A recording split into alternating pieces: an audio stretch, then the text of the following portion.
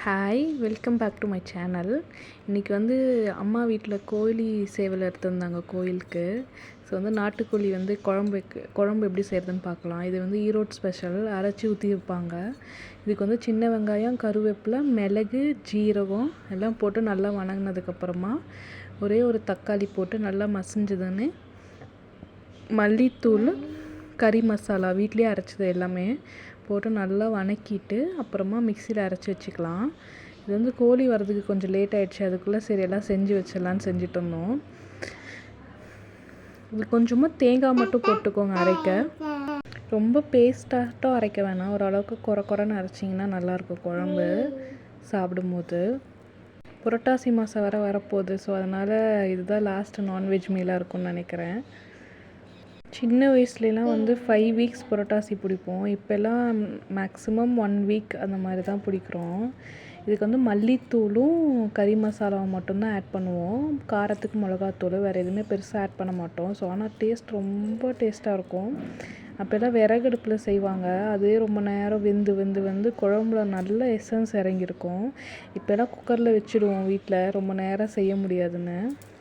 ஈரோடு சைட்லாம் வந்து மீன் வகைகள்லாம் அவ்வளோ சாப்பிட மாட்டாங்க. எனக்கு தெரிஞ்சு எப்போயாவது தான் ஃபிஷ் எடுப்பாங்க.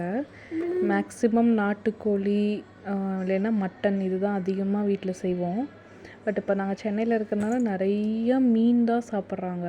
நாட்டுக்கோழிலாம் கிடைக்கிறது ரொம்ப ரேர். அப்படியே கிடைச்சாலும் அது ஒரிஜினலாக இருக்கா இல்லையான்லாம் தெரியாது. ஸோ மேக்ஸிமம் ஈரோடு வந்தால் நாங்கள் நாட்டுக்கோழி தான் ப்ரிஃபர் பண்ணுவோம். ஏன்னா ஒரிஜினலாக இருக்கும், டேஸ்ட்டும் நல்லாயிருக்கும்.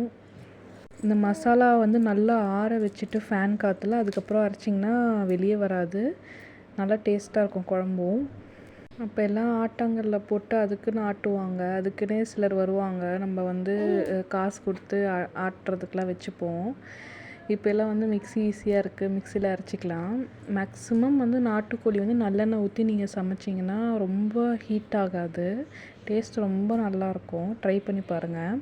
இது வந்து தாளிப்புக்கு வந்து பட்டை, கிராம்பு, கடல் பாசி போட்டுக்கிறேன் நான். அப்புறமா இதுக்கு வணக்கிறதுக்கு வெங்காயம், பச்சை மிளகா, கருவேப்பிலை போட்டு நல்லா வணங்கினதுக்கப்புறமா தக்காளி, ஒரே ஒரு தக்காளி. மேக்ஸிமம் இந்த மாதிரி டிஷ்ஷுக்கெலாம் தக்காளி கம்மியாக போட்டு செஞ்சிங்கன்னா நல்லாயிருக்கும். நான் வந்து இதே வந்து சென்னை சைடெலாம் பார்த்திங்கன்னா நிறைய தக்காளி போட்டு தொக்கு மாதிரிலாம் செய்வாங்க. ரொம்ப வித்தியாசமாக இருக்கும் டேஸ்ட்டு. ஃபஸ்ட் டைம் நான் மேரேஜ் ஆனதுக்கப்புறம் சாப்பிடும்போது எனக்கு ரொம்ப வித்தியாசமாக இருந்தது. அதே மாதிரி சோம்பு பொடிலாம் போடுவாங்க. தக்காளி எல்லாம் நல்லா வணங்கினதுக்கப்புறமா இஞ்சி பூண்டு பேஸ்ட்டு நல்லா ஃப்ரெஷ்ஷாக அரைச்சி ஆட் பண்ணிக்கோங்க. ஆட் பண்ணிவிட்டு நல்லா வணங்கினோடனே நம்ம வந்து சிக்கன் போட்டு நல்லா பெரட்டி விட்டிங்கன்னா சிக்கன் வந்து தண்ணி வரும். அது நல்லா அந்த தண்ணி வந்து சுண்டுற அளவுக்கு வணங்கினதுக்கப்புறமா நம்ம அரைச்சி வச்சுருந்த மசாலா போட்டுட்டு, காரத்துக்கு மிளகா பொடி போட்டுட்டு, தண்ணி ஊற்றி எவ்வளோ தண்ணி வேணுமோ அந்த அளவுக்கு தண்ணி ஊற்றி மூடி வச்சு ஒரு 4-5 விசில் விட்டுறலாம். ஏன்னா இது வந்து நாட்டுக்கோழிங்கிறனால ரொம்ப ஹார்டாக இருக்கும். நீங்களாம் உங்கள் அம்மா வீட்டுக்கு போனீங்கன்னா என்ன ஸ்பெஷலாக சாப்பிடுவீங்கன்னு சொல்லுங்கள். உங்கள் அம்மா உங்களுக்கு என்ன ஸ்பெஷலாக செஞ்சு தருவாங்கன்னு சொல்லுவாங்கள். எப்போயுமே மேரேஜ் ஆனதுக்கப்புறம் அம்மா வீட்டுக்கு போனால் கண்டிப்பாக இதெல்லாம் சாப்பிட்டே ஆகணும்னு லிஸ்ட்டு எழுதி வச்சு நான் வருவேன். ஏன்னா சென்னையில் இருக்கும்போது மேக்ஸிமம் வெளியவும் போக முடியாது. அந்த நம்ம ஊரில் கிடைக்கிற மாதிரி டிஷ்ஷெலாம் அங்கேயும் கிடைக்காது. இப்போ நம்ம பள்ளிப்பாளைய சிக்கனு, நாட்டுக்கோழி இதெல்லாமே வந்து ரொம்ப ரீசனபிளாக இருக்கும். நிறையா சாப்பிட்டு வந்த மாதிரி இருக்கும் வெளியெல்லாம் போனால். பட் இதே சென்னையில் வந்து அதுவும் கிடைக்காது. மேக்ஸிமம் ஃப்ரைட் ரைஸ் அப்படிலாம் இருந்தாலுமே வந்து ஒரு சாப்பிட்ட ஒரு ஃபீலே இருக்காது. ரொம்ப ரேட்டு கொடுத்துட்டு வர மாதிரி இருக்கும். மேக்ஸிமம் நாங்கள் வந்து அங்கே ரெஸ்டாரண்ட்லாம் போகிறத அவாய்ட் பண்ணிப்போம். ஈரோடு வந்தால் தான் எங்கேயாவது போவோம். இங்கே ஈரோடு சைட்லாம் இப்போல்லாம் வந்து நிறைய ரெஸ்டாரண்ட்ஸ் வந்துருச்சு. கூரைக்கடை, பஞ்சாபி தாபா, அதெல்லாம் பெருந்துறை சைட்லாம்.